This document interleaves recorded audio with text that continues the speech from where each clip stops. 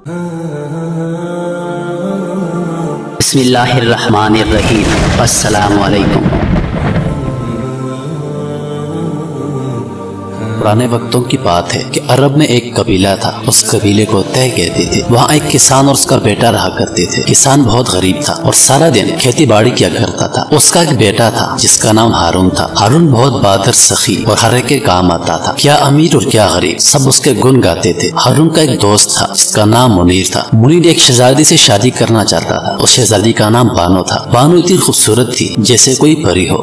ایک دن بانو نے منیر سے کہا کہ میرے پاس مرغابی کے انڈے کے برابر ایک موتی ہے، تم کہیں سے ایسا ہی موتی لے آؤ تو میں تم سے شادی کر لوں گی، ورنہ نہیں۔ بیچارے منیر نے ویسا موتی بہت تلاش کیا مگر وہ کہیں نہ ملا۔ ایک دن ہارون جنگل میں لکڑیاں جمع کر رہا تھا تو کیا دیکھتا ہے کہ منیر ایک درخت کے نیچے بیٹھا ہوا رو رہا ہے۔ ہارون کو منیر پر بڑا ترس آیا۔ اس نے پوچھا، دوست کیوں روتے ہو؟ منیر نے ٹھنڈی سانس لی اور موتی کا قصہ سنایا۔ ہارون نے کہا، دوست موتی میں لاؤں گا، چاہے مجھے سمندر میں ہوتا ہی کیوں نہ لگانا پڑے۔ تم گھر جا کر آرام سے بیٹھو اور میرے واپس آنے کا انتظار کرو۔ اللہ نے چاہا تو میں جلدی واپس آ جاؤں گا۔ ہارون نے اپنے باپ سے اجازت لی اور سفر پر روانہ ہو گیا۔ چلتے چلتے شام ہو گئی۔ ہارون تھک کر ایک پیڑ کے نیچے آرام کرنے کے لیے لیٹ گیا۔ اتنے میں دو چڑیا اڑتی اڑتی آئیں اور اس پیڑ پر بسیرا کرنے کے لیے بیٹھ گئی۔ جب رات ہوئی تو چڑیا اپنے چڑے سے کہنے لگی کہ چڑے رے، کہیں اور چلو، میرا یہاں جی نہیں لگتا۔ چڑے نے کہا، تم ٹھیک کہتی ہو، جی تو میرا بھی یہاں گھبرا گیا ہے، صبح ہوگی تو کہیں اور چلیں گے۔ چڑیا کہنے لگی، درخت کے نیچے جو آدمی بیٹھا ہے یہ بہت پریشان معلوم ہوتا ہے، نہ جانے اس بیچارے کو کیا غم ہے۔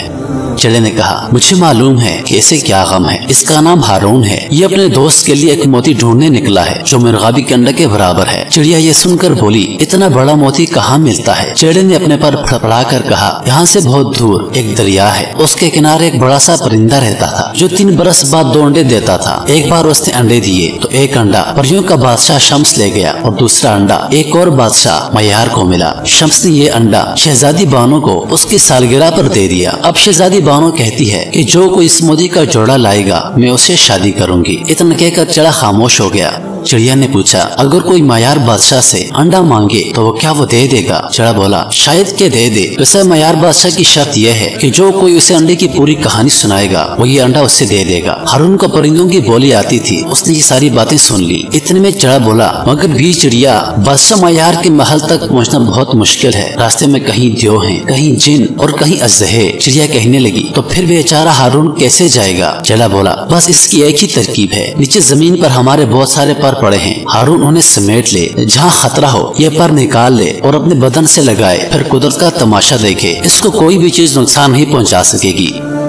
صبح ہوئی تو ہارون نے پر سمیٹے اور چل پڑا۔ جگہ جگہ اسے دیو اور سانپ ملے مگر وہ چلتا رہا، جہاں اسے خطرہ نظر آتا وہ پر اپنے بدن سے لگا لیتا۔ چلتے چلتے ہارون تھک گیا، اسے پیاس بھی لگ رہی تھی۔ ایک جگہ چشمہ دکھائی دیا، ہارون جلدی جلدی اس چشمے کی طرف بڑھا تو ایک سانپ نظر آیا۔ ہارون نے سانپ کو دیکھا تو واپس جانے ہی والا تھا کہ سانپ نے آواز دی کہ واپس کہاں جا رہے ہو، ٹھہر جاؤ۔ سانپ کو باتیں کرتا دیکھا تو ہارون کو بڑا تعجب ہوا۔ سانپ نے اسے اپنے ساتھ چلنے کو کہا، ہارون اس کے پیچھے پیچھے چل پڑا۔ سانپ ایک بہت بڑے باغ میں داخل ہو گیا۔ باغ میں ایک بڑا سا حوض تھا، سانپ حوض میں کود گیا اور تھوڑی دیر بعد انسان بن کے نکل آیا۔ اس نے کہا، میں پریوں کا بادشاہ شمس ہوں، میں جھوٹ بہت بولتا تھا اور ہر ایک سے لڑتا تھا، اس لیے اللہ تعالیٰ نے مجھے سانپ بنا دیا۔ میں نے دعا مانگی تو غیب سے آواز آئی کہ جب میں ہارون نامی شخص کو دیکھوں گا تو انسان بن جاؤں گا، اور اگر ہارون میرے لیے دعا کرے تو پھر میں مرنے دم تک انسان ہی رہوں گا۔ ہارون نے یہ سن کر بادشاہ شمس کے لیے دعا مانگی۔ بادشاہ خوش ہو گیا، مانگو کیا مانگتے ہو؟ ہارون نے اسے سارا قصہ سنایا اور کہا کہ کسی طرح مجھے معیار کے محل تک پہنچا دو۔ بادشاہ شمس نے اسے ایک اڑان والا قالین دیا اور بولا، اس پر بیٹھ جاؤ، یہ تمہیں معیار کے ملک میں لے جائے گا۔ ہارون اڑان والی قالین پر بیٹھ گیا، قالین اڑنے لگا، راستے میں بہت سے اونچے اونچے پہاڑ اور لمبے چوڑے دریا طے کرتا گیا۔ اڑان قالین سب کو پار کر کے معیار کے ملک میں پہنچا۔ معیار کے سپاہی اسے پکڑنے کے لیے دوڑے لیکن ہارون نے انہیں بتایا کہ وہ لڑنے نہیں بلکہ دوستی کرنے آیا ہے۔ سپاہیوں سے معیار کے پاس لے گئے۔ معیار ہارون سے مل کر بہت خوش ہوا۔ ہارون نے اس سے موتی مانگا تو اس نے کہا، اے ہارون، تم مجھے اس موتی کی کہانی سنا دو تو میں یہ موتی تمہیں دے دوں گا۔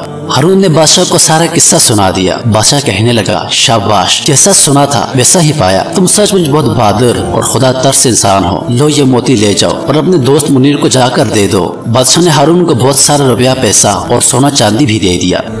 हारून मायार से मोती लेकर अपने वतन वापस आया। मुनीर उसकी राह देख रहा था। हारून को देखकर वो बहुत खुश हुआ। उसने वो मोती बानो को दे दिया और बानो से उसकी शादी हो गई। बादशाह मायार के दिए हुए सोने और पैसे से हारून ने बड़ा सा कारोबार शुरू किया और कुछ ही अरसे में वो शहर का सबसे अमीर तरीन आदमी बन गया। सच है कि जब आप नेक नियति के साथ किसी की मदद करेंगे तो अल्लाह पाक आपकी मदद जरूर करेगा। जब आप सच्चे दिल के साथ किसी के काम आएंगे तो अल्लाह पाक उसका अजर आपको जरूर देगा। मेरे दोस्तों, जहाँ तक हो सके एक दूसरे के काम आए, एक दूसरे की मदद करें। जब हम एक दूसरे की मदद करेंगे तो अल्लाह पाक हमारी मदद करेगा। जब हम किसी की मुश्किलात आसान करेंगे तो अल्लाह पाक हमारी मुश्किलात को आसान फरमाएगा। ये जिंदगी बड़ी मुख्तसर है। कामयाब वही शख्स है जो किसी के काम आ गया। तो जितना मुमकिन हो एक दूसरे के काम आए। अल्लाह पाक इसका अजर आपको इस दुनिया में भी देगा और उस जहान में भी आपको इसका अजर मिलेगा। प्यारे दोस्तों, उम्मीद करता हूँ कि आपको ये हमारी वीडियो पसंद आई होगी। मजीद वीडियोस देखने के लिए हमारे चैनल को सब्सक्राइब करें और चैनल पर मौजूद बेल के बटन को दबाएं ताकि नोटिफिकेशंस के जरिए हमारी वीडियो सबसे पहले आपको पहुँचे। अपनी दुआ में याद रखिएगा। अल्लाह पाक आप सबका हाफिज और निगहबान। वस्सलाम।